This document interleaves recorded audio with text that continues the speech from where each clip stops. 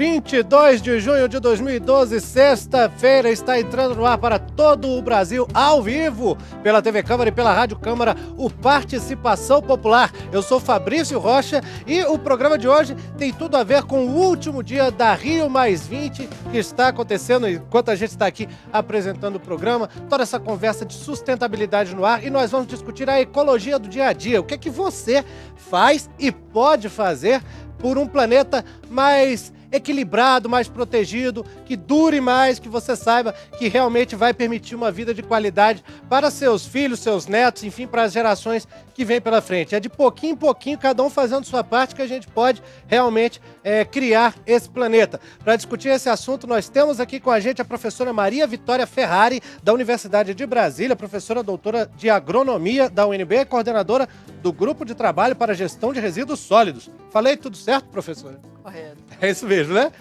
Seja bem-vindo aqui ao Participação, espero que goste do programa. Muito obrigado pelo convite, Fabrício.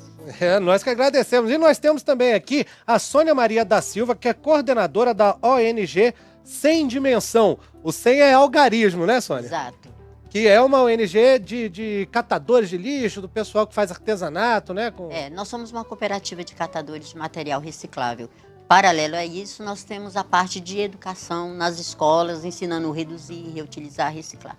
Beleza, você vai contar pra gente como é que é esse programa, já que educação ambiental é um dos assuntos que a gente espera discutir nessa quase hora de programa que nós temos aqui. Daqui a pouco a gente vai esticar essa conversa. Vamos dar uma olhadinha também no pessoal que está passando pelo centro de Brasília, porque a Dini Moraes está de volta aqui ao Participação Popular. Oi, Dini, seja bem-vinda outra vez. Obrigada, Fabrício. Boa tarde para você, boa tarde aos nossos convidados e boa tarde a todos que nos acompanham agora ao vivo pela Rádio Câmara e pela TV Câmara. Aqui no centro de Brasília, hoje, a gente vai perguntar para as pessoas justamente isso que você acabou de falar aí, Fabrício. O que será que as pessoas estão fazendo em casa que pode ajudar o meio ambiente, pode ajudar a sobrevivência do planeta, digamos assim, que é a tal da sustentabilidade, né, que tantas as pessoas estão falando.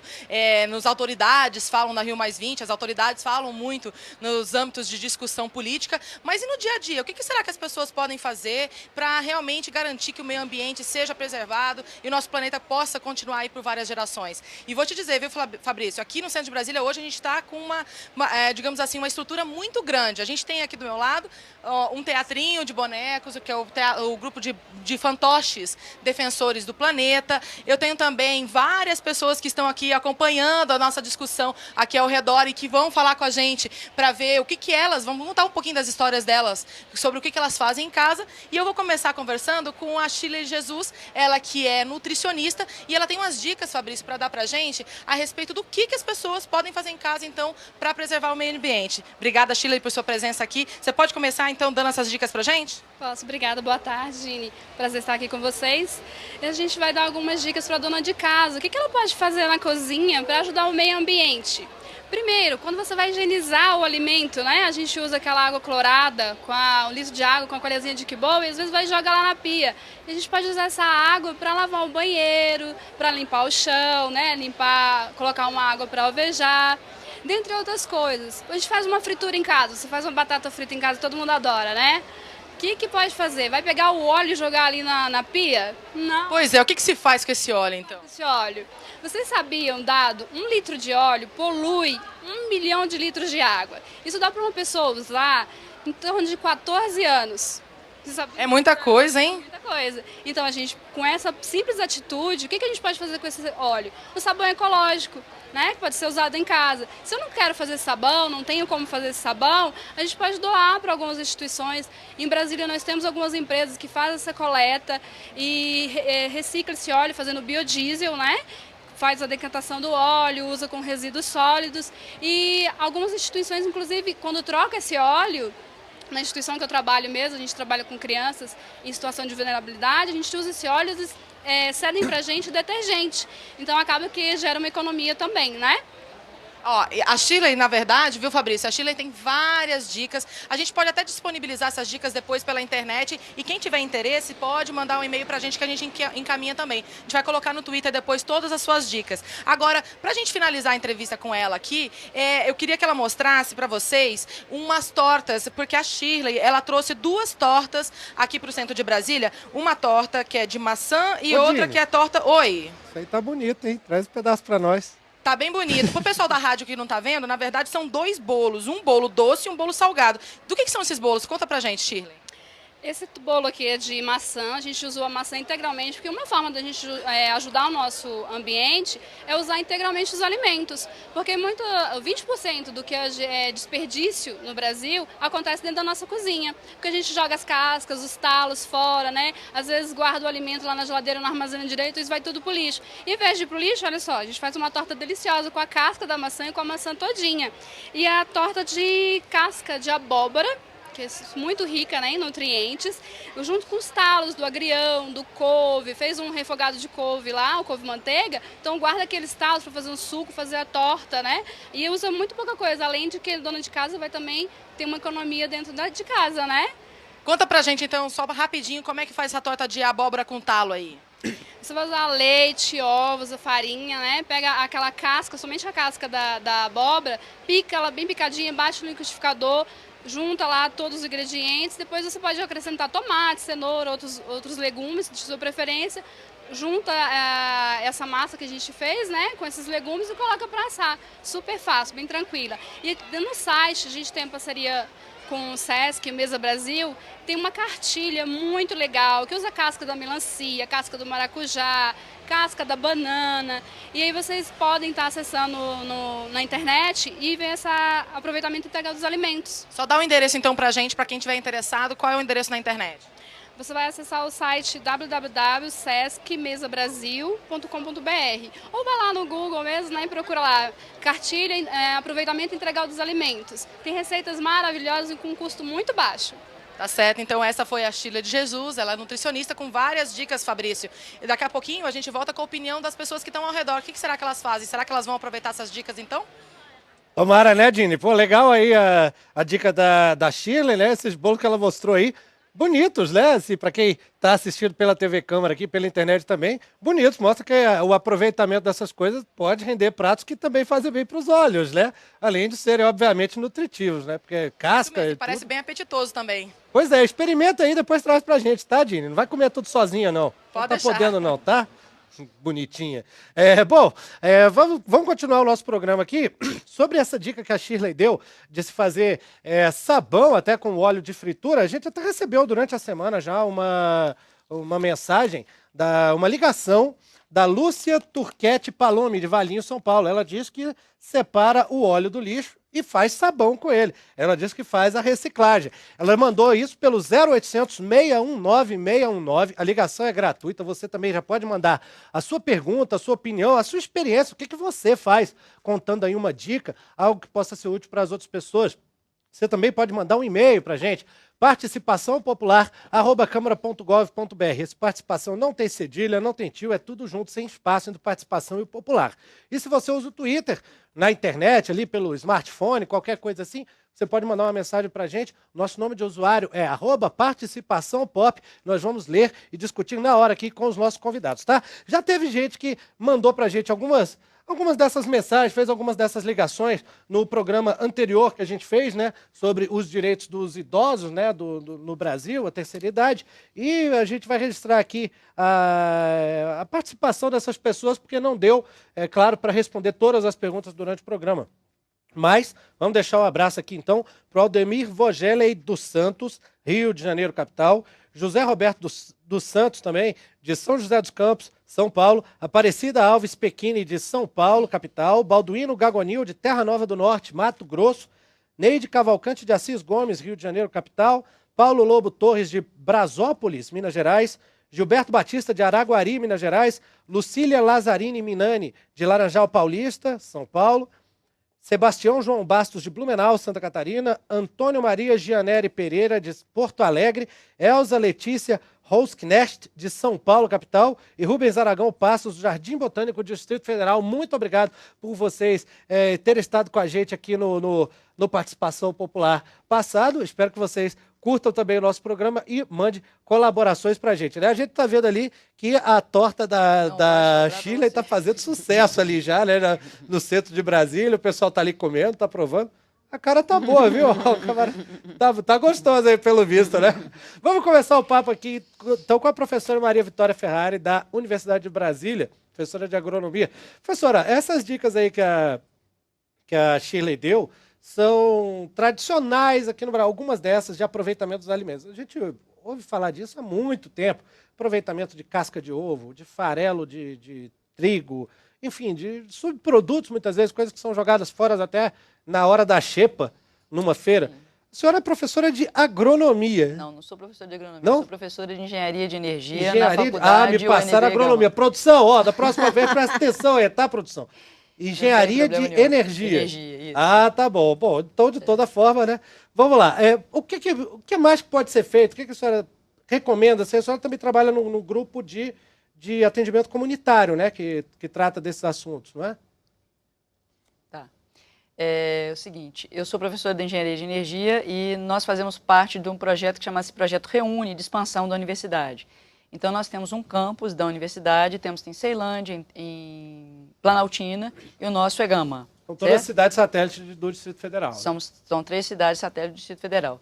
Então, estamos no Gama, e no Gama temos 5 cursos de engenharia. Nesse curso de engenharia de energia, eu tenho uma disciplina que é engenharia e ambiente. Então, eu falo para os meus alunos como inserir as questões ambientais no processo produtivo. Os alunos entrando no curso de engenharia de energia, ele tem uma série de atividades. Uma delas é fazer uma atividade com a comunidade de diagnósticos. Então, como a Shirley falou sobre o aproveitamento do óleo, nós temos na FGA, que é a minha faculdade, nós temos uma usina de biodiesel. E uma das atividades que a gente faz é recolher, com o trabalho da professora Grace Guest, que é a coordenadora do curso, desse trabalho que chama-se Biogama, que é um trabalho em toda a comunidade para recolher o resíduo de óleo usado, o óleo vegetal, ou fazer sabão. A gente verificou na comunidade do Gama que muitas pessoas já têm essa atividade em função exatamente desse aproveitamento. E também nós recolhemos esse óleo usado pelo projeto chamado Biogama, como projeto de extensão da FGA, para utilizar na nossa usina de biodiesel. O que mais que pode ser feito com o óleo? Além do biodiesel, o diesel e sabão seriam os dois destinos mais corretos de fazer, que você não está jogando direto na pia, né? Agora, esse sabão faz mal para a natureza de alguma forma? Não, o sabão, o problema do sabão é o fósforo, né? Que vai depois, de qualquer forma, esse sabão vai acabar dentro da água, né? E vai também impactar de alguma forma a degradação. Mas é melhor do que jogar o óleo, porque o óleo diretamente jogado nas caixas de gordura, ele colmata, ele isola, ele inverniza a parede, dificulta a penetração e vai poluir a água, como disse a Shirley. E pode ser utilizado tanto para fabricar o sabão quanto para fabricar o biodiesel também. Né? Ou seja, dá para fazer bastante coisa assim. Com certeza. Óleo, né? Sônia Maria da Silva, coordenadora da ONG Sem Dimensão. Vocês lidam ali com o lixo, né, que chega do serviço público de coleta, né? E vocês têm visto algum avanço na questão de coleta seletiva, assim, pelo menos o lixo já chega mais ou menos separado? Tem notado que as pessoas têm tomado ou não cuidado de deixar separado o que é reciclável, o que não é, ou chega tudo misturado, aumenta o trabalho de vocês? Como é que é isso? O nosso trabalho, ele já previamente, a gente já faz o trabalho de educação antes de receber o resíduo na cooperativa. Agora, vejo que as pessoas elas estão tendo muita vontade de estar fazendo, de estar desenvolvendo a parte de coleta seletiva. Não só a parte de coleta seletiva, mas redução de energia, de água, eu vejo uma disposição das pessoas.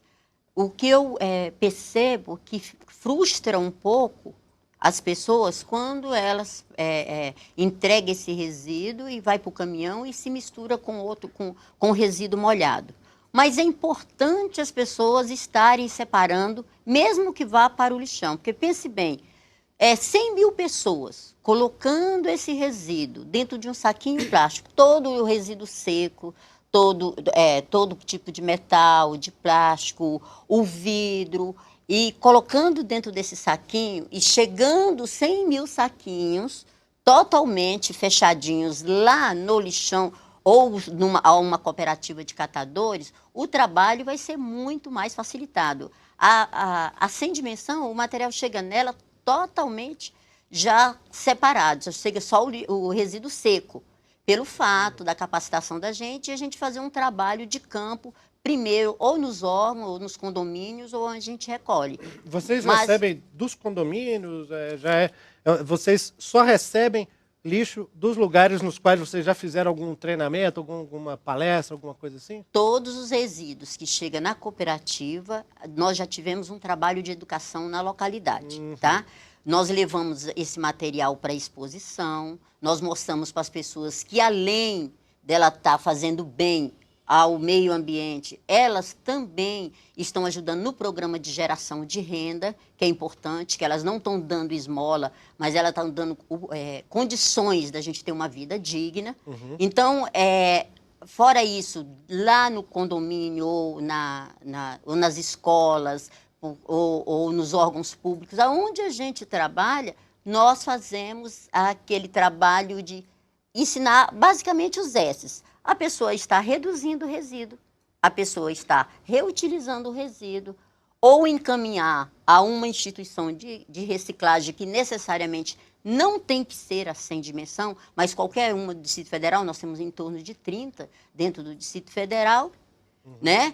E depois, num terceiro momento, repensar na hora de comprar, para saber se realmente as empresas, que é de quem a gente está comprando os produtos, elas estão fazendo o dever de casa dela, correto? Bom, você trouxe um bocado de coisas aí que foram feitas, né, aproveitando esse material que foi recolhido, né? Isso. Pode explicar para a gente aí o que é o que, de onde veio, com o que foi feito? O que acontece? Lá na cooperativa, Fabrício, vem estudantes da rede de ensino pública e privada. E aí a gente leva as crianças para dar um passeio pela instituição, mostra que quando o pai dele, lá na casa dele, faz a separação do lixo seco, do lixo molhado, né? E também pratica a ação de estar reduzindo energia, de estar reduzindo água, a gente mostra todos esses impactos, a gente mostra o bem que vai fazer. Depois a gente tem uma pequena oficina, onde um artesão vai mostrar para a criança que ela em casa ela pode estar fazendo brinquedos, que ela pode estar desenvolvendo atividades. Ou seja, o reaproveitamento do lixo já começa dentro de casa, né? De reaproveitamento. Ela pode estar dando um presente de reaproveitamento. Então, as crianças, inclusive, lá na nossa instituição, tem uma psicóloga, através de uma ONG, que ela faz o trabalho dela de psicologia com crianças portadores de deficiência, todos usando material reaproveitado. Tá? Então, você pode estar reaproveitando. Aqui você vê que a gente tem quadros, tem trabalho também usando aquelas folhas que caíram das árvores, em nenhum momento agredindo, arrancando. Então, todo aquele material que caiu das árvores, a gente usa oficinas para as pessoas de terceira idade e lá elas desenvolvem esses quadros que podem estar dando presente. Essa moldura também é reaproveitada? Essa moldura, o que acontece? Para quem está só ouvindo, né? A gente está vendo aqui um quadro. É bambu. É um bambu onde a gente faz o acabamento, tem as oficinas lá na cooperativa, tem uma oficina de marcenaria, de reaproveitamento, e aí a gente pré-prepara a moldura e as crianças ou os idosos só faz a colagem, tá? A gente já deixa o material pré-preparado, porque as oficinas são rápidas, são em torno de 60 minutos que a criança tem para estar lá na cooperativa.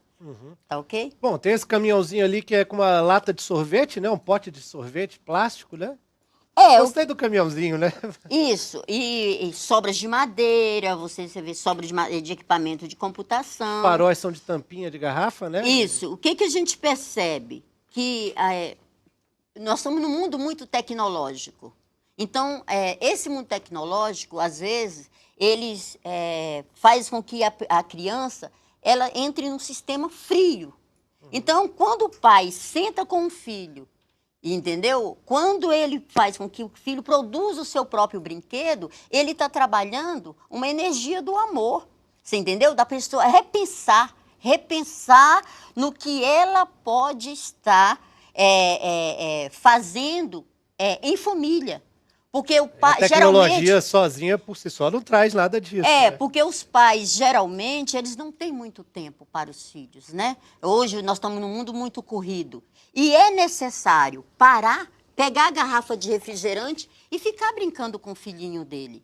Isso, eu acredito que na hora que ele desenvolve esse brinquedo, na hora que ele fica brincando o bate-bate... É bate-bate que chama. Exatamente, isso aí, né? com o filho, ele trocou uma energia. Sim. E essa energia é do amor, que vai fazer com que ele repense toda a sua vida, né? Então, eu acho que o mais importante quando a gente fala em reciclagem, a gente tem que pensar primeiro na reciclagem da alma. Você entendeu? Primeiro na coisa... E a gente em casa? E a gente... o que a gente pode fazer para melhorar o seu local agora? E depois a gente vai expandindo isso para a quadra, para a cidade, para o trabalho. E aí a gente vai mudando todo o... Até chegar ao planeta, né? A gente vai mudando todo o seu eixo, onde você está. Porque eu acho que a ação tem que ser localizada. Sim, e cada um fazendo um pouquinho, né? Agora, isso que você falou, Sônia, sobre a coleta ali, do que fazer, né? Que vocês já trabalham nisso, também foi tema de uma carta que a dona Maria Alice Ferreira de Carvalho mandou pra gente. Ela é de Cunha, São Paulo. Mais uma vez, ela sempre manda cartas aqui. Muito obrigado, dona Maria Alice, pela audiência, pela simpatia nas cartas também. E ela já sugeriu esse programa há algum tempo, que a gente viesse falar do lixo. Então, esse programa é mais ou menos uma resposta, dona Maria Alice, ao que a senhora vinha falando. E ela voltou a contar a história dela aqui, que eu vou botar em discussão com a professora Maria Vitória. Ela menciona aqui: infelizmente eu tenho me perguntado de quem é a responsabilidade do destino dos resíduos que nós produzimos em nossas casas, da retirada deles, né? Será da saúde? Será do meio ambiente? Será da vigilância sanitária ou da prefeitura? Enquanto não acho responsável, os resíduos da minha casa estão guardados em sacos aguardando que eu os retire. Já apelei para a prefeitura, para os vereadores, para o secretário do Meio Ambiente de São Paulo e até já escrevi para a ministra Isabela Teixeira e até agora nada de resolver o problema. Moro há 12 anos na zona rural de Cunha, São Paulo, e nunca vi a prefeitura retirar o lixo, porque é hábito dos proprietários, a maioria, abrir covas e enterrar o lixo. Aliás, esse foi o conselho que recebi quando procurei a prefeitura.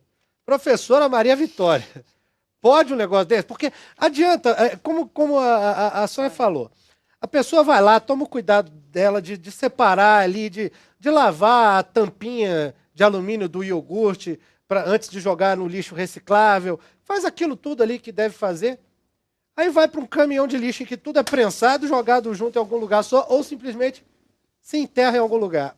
Adianta, assim, onde é que está faltando? Tem um elo aí que está faltando, não é? Como é o nome dela, Fabrício? Maria Alice. Senhora Maria Alice, parabéns pela iniciativa. Essa questão, parece tão pequena, tem uma grande complexidade.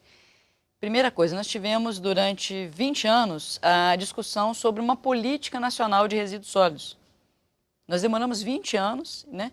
Apenas no ano de 2010, quanto tempo de república nós tivemos, né? Até a gente fazer uma política que englobe o Brasil inteiro sobre esses resíduos sólidos.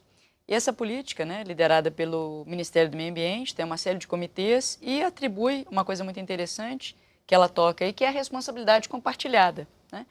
Então, todos somos responsáveis pelo resíduo.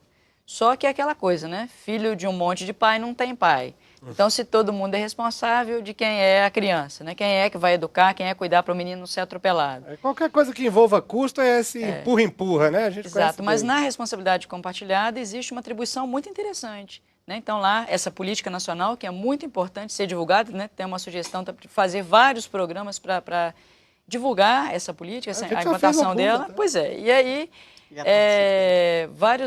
a responsabilidade vai do governo federal, do governo estadual, do governo municipal, dos fabricantes, dos distribuidores, dos comerciantes e do consumidor. Se nós pensarmos no nosso corpo, nós somos um corpo formado por milhões, trilhões de células. Se cada uma célula do nosso corpo resolvesse fazer uma bagunça, não estaríamos nós aqui, estaria eu morta, né? Verdade. Então, todas as células têm que trabalhar de maneira organizada. Então, a gente dizer, né, Tânia vai me dizer, mas será que adianta eu fazer alguma coisa? Brasília, não existe Brasília. A Sônia falou de energia, pensei nisso. Não existe Brasília. Brasília é a somatória de todos os cidadãos que nela vivem, assim como todas as cidades do Brasil inteiro. Então, a responsabilidade compartilhada, que cabe a mim, cidadão? Zona rural é uma questão difícil, mas está aí para os municípios um prazo estreitando. Dentro de pouco tempo, os municípios não podem mais ter lixão. Então, essa responsabilidade, né, colocada pela Política Nacional do Meio Ambiente, pela Política Nacional de Resíduos Sólidos e pelo decreto que a regulamenta, dá o prazo até 2014 para que os municípios não tenham mais lixão. Então, iniciativas como essa, como a cooperativa, né, a Sem Dimensão, e todas as outras cooperativas que a gente tem aqui, e todos os catadores individuais, é a iniciativa mais louvável que tem, porque está diminuindo a quantidade de resíduos que vai para o lixão. Então, a dona Maria Alice, por exemplo, ela pode encontrar, de repente, em Cunha, não sei qual é o tamanho de Cunha em São Paulo, mas deve haver uma cooperativa, deve haver algum catador que, de repente, está, né, ouvindo interesse por isso, que vai fazer essa coleta, como a Sônia falou.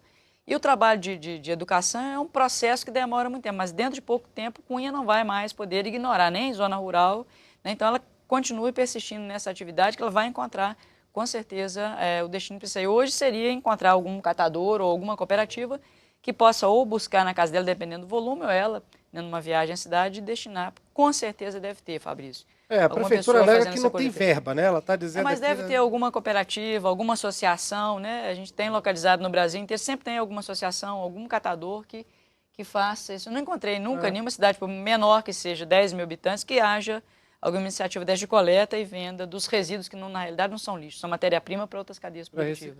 Porque ela está falando um problema maior aqui, parece o problema é zona rural, né? Que as distâncias são grandes. Exato. Eu acho que essa é a grande dificuldade, né? Inclusive para achar uma coleta. Talvez localmente, né, como a Sônia falou, talvez localmente haja uma solução. Nossa dificuldade maior é a comunicação.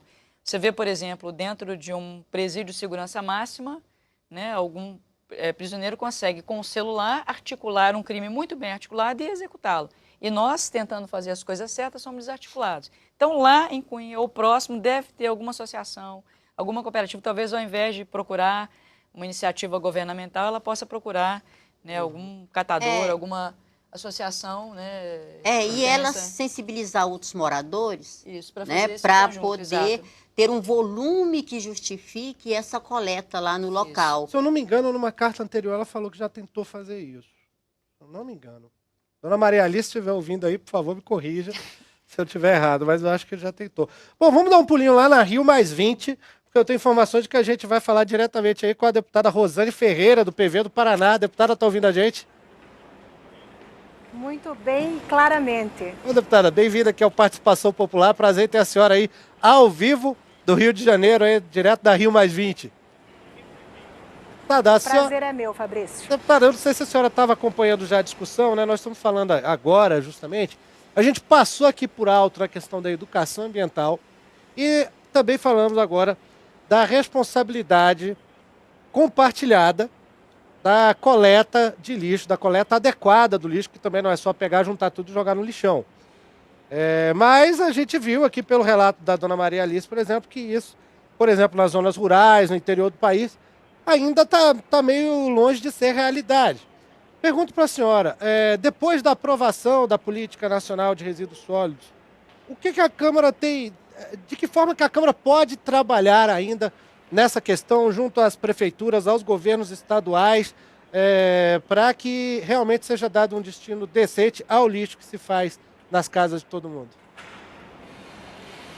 Eu vou te dar um exemplo muito claro, Fabrício. Nós não temos problemas ambientais com a latinha de alumínio, não é verdade? Ninguém acha latinha de alumínio nas ruas, jogadas dentro dos esgotos. Por quê? Porque a latinha de alumínio tem valor agregado. Ou uma iniciativa em cima da sua pergunta. Nós estaremos fazendo brevemente uma audiência pública onde vamos chamar o BNDES para discutir linhas de financiamento, incentivos financeiros para a indústria da reciclagem. É esse o problema. A gente não consegue, você veja, a lata de alumínio não é problema. O catador, ele cata e ele consegue colocar no mercado. É isso que nós precisamos fazer com o plástico, com o papelão e com todo o resto. Aí as pessoas vão separar e até os órgãos públicos vão saber que ali tem riqueza, tem recursos naturais e tem valor. E aquilo terá que voltar para a indústria da reciclagem. Isso, se a gente conseguir fazer isso, Fabrício, com o vidro, por exemplo, a gente vai fazer um grande programa ambiental. A gente tem que olhar, eu quero concluir dizendo, a gente tem que olhar para cada garrafa de vidro jogada no meio ambiente e ver ali a areia retirada do rio. A areia que faz o assoreamento dos nossos rios, que fazem as cavas ao entorno dos nossos rios. Mas para isso, o que a Câmara tem que fazer? Cobrar do governo incentivo à indústria da reciclagem, como é feito, por exemplo, com a indústria automobilística. Deputada, isso inclusive vai ao encontro do que foi sugerido aqui para a gente pelo 0800 619 619, pela Maria Conceição Teixeira de Divinópolis, Minas Gerais. Ela falou aqui, acho que o governo deveria dar mais incentivo aos pequenos empreendedores que aproveitem materiais que são descartados pelas indústrias. Isso envolveria também o lixo, né? E esse programa aí do BNDES, né? Perfeitamente. O que nós que temos o poder de representar, temos que fazer é ouvir mais as pessoas. Veja, esta colocação é cheia de sabedoria, né? Se nós estamos discutindo desenvolvimento sustentável, nós temos que fazer investimento aonde ele possa ser promovido. E, deputada, o José Orestes da Silva, de São José dos Campos, ele diz aqui, eu sou, também pelo 0800 619 619, ele disse, eu sou plantador de árvores e coletor de pilhas usadas em minha comunidade. Eu gostaria de saber se a construção de cidades ecologicamente projetadas seria a solução para o Brasil. Eu estenderia a pergunta dele, deputada, também perguntando sobre a adaptação das cidades existentes. Se a Câmara discute a alocação de verbas, por exemplo, agora que nós estamos fazendo a discussão da Lei de Diretrizes Orçamentárias, já com vistas ao Orçamento 2013, pergunto para a senhora se existe algum grupo, alguma comissão na Câmara, talvez de desenvolvimento urbano, alguma discussão em andamento sobre a adaptação da cidade para essa realidade ecológica que a gente, afinal de contas, como sede da Rio+20, está precisando, né? Eu não tenho dúvida disso e existe sim. Nós temos uma frente ambientalista, nós temos uma comissão de meio ambiente, nós temos uma comissão de desenvolvimento urbano e em todas essas comissões tem iniciativas para fazer o desenvolvimento sustentável, né? Agora, também não tenho dúvida que eventos como esse, a Rio+20, onde cerca de 50 deputados aqui estavam, né? Deputados, vários senadores e principalmente agentes de transformações, ministros de Estado aqui estavam. Ouviram o clamor do planeta, né? Do planeta pelo desenvolvimento sustentável. Eu acho que a gente volta para a Câmara muito mais energizado e muito mais propenso a realmente levar isto a sério. Nós não podemos falar de cuidado ambiental porque está na moda. Nós temos que falar de cuidado ambiental porque os desastres ambientais estão aí.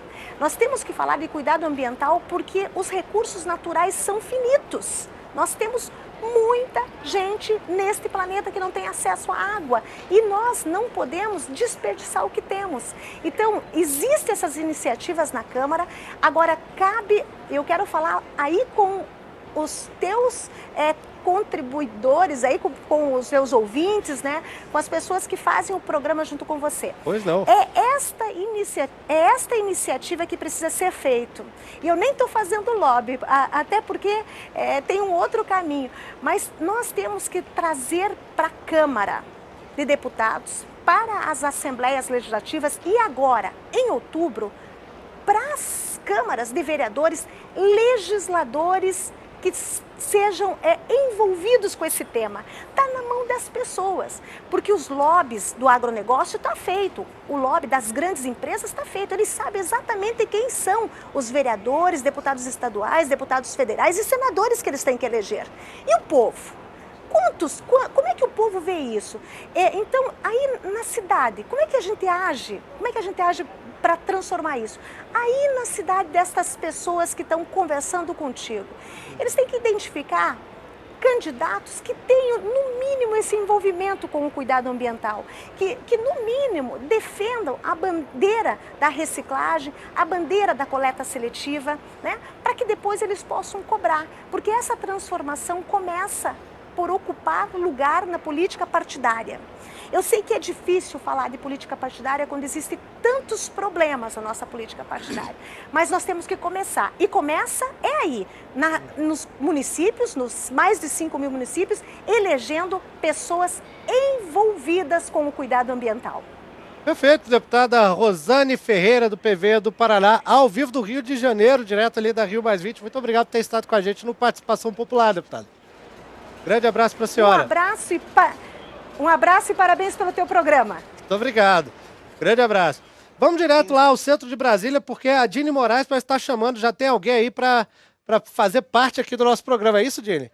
Tenho sim, Fabrício. Eu tenho 2 convidados aqui para conversar com a gente, mas antes de eu falar com eles, eu quero passar direitinho o site que a nossa nutricionista, a Sheila de Jesus, passou antes, com as receitas para reaproveitamento de comida. Ela passou com um pequeno errinho e ela pediu para a gente consertar. O endereço certinho é www.mesabrasil.sesc.com.br. A gente vai disponibilizar isso também lá no site então da TV Câmara e no Twitter para quem estiver interessado. Lá tem um monte de receita bacana que é econômica e com reaproveitamento de alimentos, tá? Maravilha, Dini.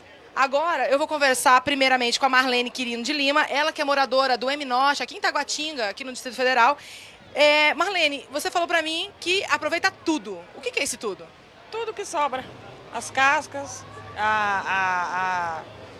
os cabos Eu aproveito até mesmo a fruta do maracujá, a casca. Agora me diz, na sua casa, o que você faz para ajudar o meio ambiente, além de reaproveitar o alimento? Eu junto as sacolas, coloco tudo numa só também, né? Sacolas plásticas, para não ficar tudo misturado com o alimento, com o resto de comida, o resto disso e daquilo. Então eu sempre faço muito isso. Eu acho bacana. Tá certo, então, ó, Marlene Quirino de Lima, ela que se diz preocupada com o meio ambiente, viu, Fabrício? E agora, do meu outro lado aqui, eu tenho o Márcio Fernando, ele que tem 42 anos e é morador de São Sebastião. Márcio, o que você faz na sua casa para tentar ajudar o meio ambiente? Olha, o resto de comida nós damos para os cachorros, para as cachorras, e para as galinhas e para os galos. O plástico é separadinho numa sacolinha, plástico. As latinhas de refrigerante também é separado em outra sacolinha, entendeu? Isso. E o que você faz depois que você separa o lixo? O alumínio é vendido, nós vendemos, né? O resto de comida é dado junto com a ração para os cachorros e para as cachorras. E para as galinhas e para os galinhos. Tá certo, então. Esse foi o Márcio Fernando, lá morador de São Sebastião. E para quem quiser conferir o texto, tá? O site, mais uma vez, deixa eu repassar aqui, é www.mesabrasil.sesc.com.br. É isso que está aparecendo na tela. Fabrício, daqui a pouquinho a gente volta com o Teatro de Fantoches, que ensina as crianças a cuidarem do meio ambiente. Gente, tá mobilizando um monte de gente aqui, viu? Daqui a pouquinho a gente volta. Legal, Dili. Valeu aí pela participação, por ter trazido aí essas pessoas dando suas dicas. A Alcione Santos, daqui de Brasília, Distrito Federal, também mencionou várias coisas que ela faz, né? Pelo e-mail. Ela mandou um e-mail para o participaçãopopular@câmara.gov.br. Ela diz: evito levar sacola plástica para casa, sempre tem uma sacola retornável na bolsa. Se eu compro coisa pequena, pego só a nota, coloco dentro da bolsa. Quando vou fazer compra do mês no supermercado, peço para que seja entregue, mas antes de sair do supermercado, acompanho eles colocarem em caixas. Os entregadores não acham muito bom, já reclamaram, mas eu falei para eles que quando chegasse em casa eu ajudava a tirar as compras. Desde 2007 que no meu local de trabalho uso minha caneca para beber água, pois bebo muita água e ia gastar no mínimo uns 4 copos por dia, daria 960 copos no ano. Café tomo na minha xícara, mas é difícil convencer os colegas a fazer o mesmo. Impressoras, todas deviam já vir configuradas para imprimir frente e verso.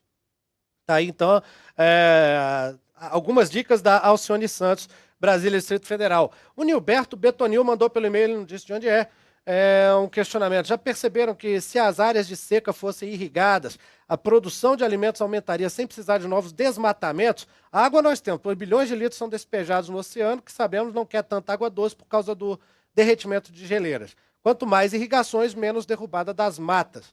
É a questão de aumentar o rendimento da agricultura, né? De tornar mais rentável a agricultura.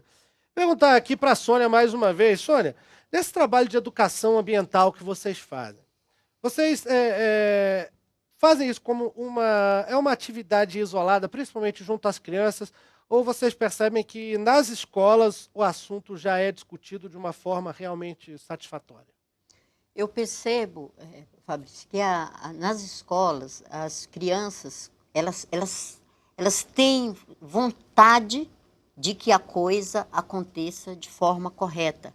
Eu percebo que de pelo menos 30% das crianças ali na casa delas acontece pelo menos a separação do lixo seco do lixo molhado. Mas os professores, a maioria deles não fazem. Quer dizer, o mestre, ele fala, mas ele não exercita o que ele tá passando. Então, é muito fácil um político ele colocar, né, que nós catadores,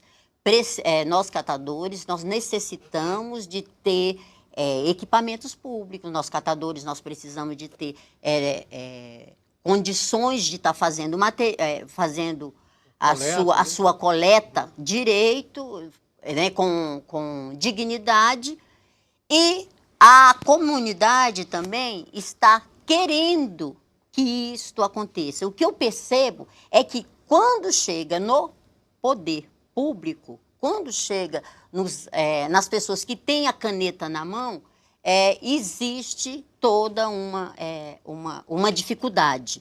Então, qual seria essa dificuldade? Porque, por exemplo, a deputada Rosane Ferreira falou dessa ideia de se criar um benefício ali, uma linha de crédito especial do BNDES, que talvez viesse a atender microempreendedores até dessa área.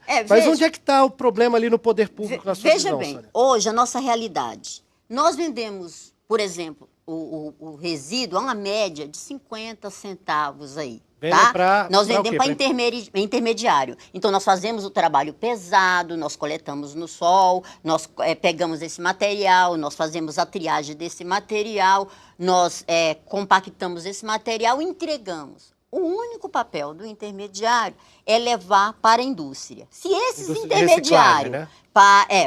Lá na indústria, ainda vai passar por um tratamento de lavagem, trituração, granulação, e aí é que vai para outra indústria para fazer o produto final. Se aqui nós tivéssemos um polo de tratamento de resíduo, aonde esses intermediários tivessem essa linha de crédito, o resíduo que nós entregaríamos a 65 centavos, nós íamos entregar 1,50.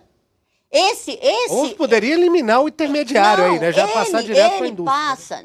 Esse intermediário ele passaria a tratar o resíduo, lavando, triturando, granulando. Ou seja, seria incorporado pela indústria. Exatamente, exatamente essas linhas de crédito seriam incorporados e eles passariam a entregar esse resíduo a 3,20. O que ia acontecer? Esse intermediário ele ia gerar pelo menos mais 8 empregos no mercado, né? Nós, catadores, iríamos sair dessa história da linha da miséria. Porque eu percebo, é muito claro que as pessoas têm vontade, aonde a gente vai, estão desenvolvendo essa necessidade de fazer não só a coleta seletiva, mas de ser um cidadão num todo. E de ganhar dinheiro também, porque isso... É dinheiro que as pessoas estão deixando de aproveitar, né? Olha, a gente perde 4,6 bilhões aí, no mínimo, por ano, por não dar tratamento ao nosso resíduo direito. Então, quanta inclusão poderia se fazer aí? Quanta gente poderia ter, pelo menos, a sua comida na sua geladeira? Verdade.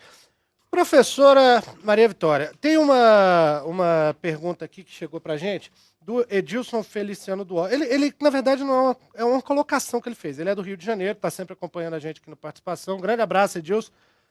É uma visão crítica que muita gente tem, embora a gente não veja ser muito falada. Ele diz, sustentabilidade é a grande vedete do momento. É uma grande jogada de marketing empresarial. Vale dizer que os produtos oriundos da reciclagem são absurdamente caros. Não há postos para descarte de lixo eletrônico. Uma enquete realizada pela TV Record mostrou que 84% dos cariocas não acreditam na Rio+20.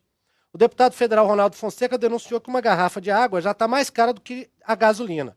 E cientistas dizem que o futuro do planeta não depende do homem. A burguesia repete o mesmo golpe desde a Idade Média, mas ninguém se dá conta. É uma visão crítica essa do Edilson, queria que a senhora comentasse um pouco. Tem lá seu cabimento, Sim, não tem? Tem muita propriedade tudo isso que ele está dizendo. A questão é complexa e ela não vai ser resolvida de uma vez só. né? A gente não tem esse processo todo, né? Eu acho que é atribuído a Nelson Rodrigues que o subdesenvolvimento é uma obra de séculos. O desenvolvimento também. Nós temos que ter calma com as cidades, com as pessoas, com o planeta. Eu quero juntar o que ele disse com o que a Sônia está dizendo aqui. As pessoas têm boa vontade, sim. Elas vão se organizar. Já houve aqui no governo de 95 a 98 aí nessa iniciativa de reciclagem, de coleta. Nós precisamos desenvolver aqui um polo de reciclagem. Nós temos a iniciativa da Universidade de Brasília com o Instituto Venturi, já na 4ª versão do Fórum Internacional de Resíduos Sólidos. Nós queremos fazer aqui em Brasília o ano que vem. Como a Sônia falou com muita propriedade, se a gente desenvolver aqui a cadeia produtiva ou a cadeia de valor, como a deputada também falou, a cadeia de valor tem que se desenvolver. O lixo é matéria-prima, né? Então, os recursos estão acabando. Várias matérias-primas podem ser utilizadas a partir dessa matéria-prima e nessa cadeia de valor de catadores, intermediários dos catadores, agregando mais valor, vendendo mais caro. Então, tudo isso estamos caminhando para ter solução, sim. E também a questão do preço, por exemplo. Sim. Material reciclado ser mais barato, o alimento orgânico também tem que baixar o preço, muita gente critica do preço. A ideia é a seguinte, quando isso estiver na linha de produção, isso fica mais caro, porque a gente ainda consegue vender uma coisa produzida de má forma. A escala ainda é baixa. Exatamente. Então, assim, a gente tem ainda muito preço. O que eu vou comprar? Muitas vezes o consumidor escolhe o preço em detrimento da qualidade. Então, se uma coisa está mais barata, muitas vezes também pela questão do acesso, do poder aquisitivo. Também a gente não pode condenar nenhum tipo de atitude. Se eu estou lá ganhando uma quantidade de dinheiro muito pequena, eu vou dizer, não, vou salvar o planeta, vou comprar uma coisa mais cara. Não vou. Vou pensar na minha sobrevivência, na minha sustentabilidade primeiro. Sobre o que ele falou, Edilson falou. Imagina pensar exatamente. Então, sustentabilidade, eu acho que não é uma coisa tão etérea, tão interplanetária como a gente está dizendo. Sustentável é aquilo que é suportável. Eu posso comprar um carro hoje de 300 mil reais e, enquanto não me pegarem, né, o banco, a polícia, etc., essa coisa ser suportável durante o mês. Então, a gente coloca uma expectativa na sustentabilidade como se ela fosse uma palavra mágica, uma palavra de fadas, mas é aquilo que é suportável. E vai ser suportável à medida que todos nós tivermos iniciativa. A deputada deu uma série de exemplos. Sônia também deu uma série de exemplos. E eu volto a dizer aquilo que nós somos células de um corpo que vai ser mais ou menos saudável se todas as células estiverem mais ou menos saudáveis. Que tem problemas de legislação, nós temos. Estamos aqui várias pessoas com iniciativa. Acho que a gente pode parar, eu acredito que as críticas deles, eu acho que estão corretas também, mas é necessário a gente sair da crítica para a iniciativa. E nós, o que nós podemos fazer? O que a gente faz quando a gente compra algum produto? O que a gente faz quando a gente armazena algum produto? O que a gente faz quando a gente descarta algum produto? Se dentro de cada... Olha só, isso poderia ser, parece coisa de fada, poderia ser mágica, mas se hoje, a partir desse programa, a gente falar, a partir de amanhã, eu vou separar em cada casa o resíduo molhado do resíduo seco. É simples, está em cada unidade celular. E colocar, mesmo que o caminhão misture, não importa. Se cada unidade, isso é fácil, né? Schumacher diz, o pequeno, small is beautiful, né? O pequeno é bom. Então, cada ação tem importância sim. Cada célula, nossa, cada um dos trilhões de células é constituinte do organismo integral. Então, vamos acreditar, né, que a Rio+20 está desacreditado ou não. Criou-se evento, criaram-se discussões, criaram-se oportunidade para discussão. E a evolução, ela não vai se dar num salto. Amanhã o planeta magicamente aparece todo limpo, todo mundo educado, todo mundo, né? Não, isso é um processo. Nós temos também que ter paciência com esse processo de educação e fazer o que nós podemos fazer de melhor. Vamos dar um pulinho final aqui ao centro de Brasília com Dini Moraes. Oi, Dini.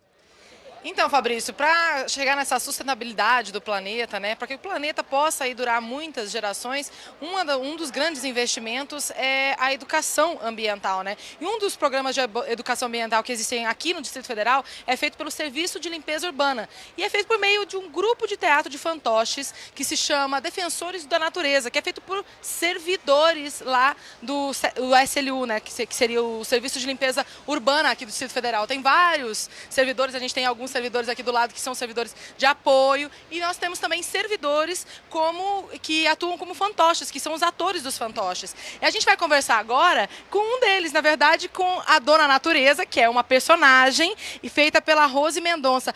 Rose, na verdade, Dona Natureza. Explica um pouquinho pra gente como é que é o trabalho que vocês realizam.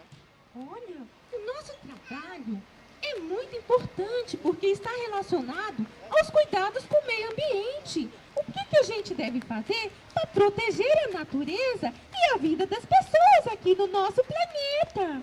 Mas onde que vocês fazem isso? Vocês vão nas escolas, vão nas comunidades? É de graça? É isso mesmo. Nós atuamos nas escolas, todas as escolas do DF, públicas e privadas, órgãos públicos, instituições públicas, onde nós fomos convidados. Porque aqui o nosso trabalho é defender o meio ambiente.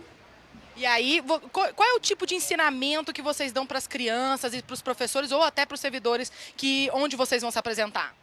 Olha só, o nosso trabalho é conscientizar as pessoas da importância da mudança de atitude. Porque para proteger o meio ambiente depende da atitude de cada um de nós. Então nós temos que separar o nosso lixo, ou seja, fazer a coleta seletiva. A gente ensina os amiguinhos a não gastar água, a economizar energia, a não poluir os rios, a não causar queimadas por aí, não jogar lixo fora do carro, nem cigarro aceso, não é, Edine? Porque pode causar incêndio, não é? É verdade. Bom, aí então, alguns dos poucos, na verdade de vários ensinamentos que a turma dos defensores da natureza dão para as crianças e também para outros lugares onde eles são convidados a se apresentar. E só para a gente, antes da gente finalizar, para eu apresentar os personagens. Eles têm, então, a Dona Natureza, que foi com quem eu conversei, tem o Doutor Reciclagem, que é um bonequinho, que é um cientista, que ele usa óculos, é mais um senhorzinho. Tem um bonequinho que é um menino, que é o Sujão, que ele é um menino que suja a natureza e depois ele aprende que não pode sujar a natureza. E tem a Joaninha, que é feita pela Ângela Cosmo, também, que é uma das personagens da brincadeira aí. Pra gente encerrar, Fabrício, vamos só ver uma palhinha do trabalho deles. Até a próxima. Até já, Adília, legal. Ó, já que a gente vai terminar o programa mostrando isso aí, mostrando os fantoches, e fantoche falando disso, cultura popular brasileira é o tema do próximo Participação Popular ao vivo, sexta-feira, 5 da tarde, dia de São Pedro, e nós vamos discutir justamente as tradições juninas. Será que elas continuam firmes nesse Brasil tecnológico do século XXI? Não tem como a gente deixar de falar também dos 100 anos de Luiz Gonzaga, o Gonzagão, o rei do Baião, no próximo programa, então, Participação Popular. Eu espero contar com a sua audiência. Mande suas perguntas e suas opiniões para o 0800 619 619, ligação gratuita, ou para o e-mail participaçãopopular@câmara.gov.br e para o Twitter, @participaçãopop, é o nosso nome de usuário. Vou agradecer rapidamente aos nossos convidados aqui, a professora Maria Vitória Ferrari, da Universidade de Brasília, coordenadora do Grupo de Trabalho para Gestão de Resíduos Sólidos. E a Sônia Maria da Silva, coordenadora da ONG Sem Dimensão, de catadores e de educação ambiental. Muito obrigado a vocês, espero que tenham gostado do programa. E a gente vai encerrar, então, com o teatro ali dos Defensores do Planeta. Muito obrigado a você que nos acompanhou pela audiência. Um grande abraço, a gente se fala, a gente se vê. Tchau. Para rodear o sol, leva 24 horas para fazer rodovia. É o meu planeta, planeta Terra, planeta azul. Eu moro nele, no ocidente, hemisfério sul. É o meu planeta, planeta Terra, planeta azul. Eu moro nele, no ocidente, hemisfério sul. Mas eu tenho uma historinha muito triste pra contar. Mas eu tenho uma historinha muito triste pra contar. Estão sujando o meu planeta, acabando com suas águas.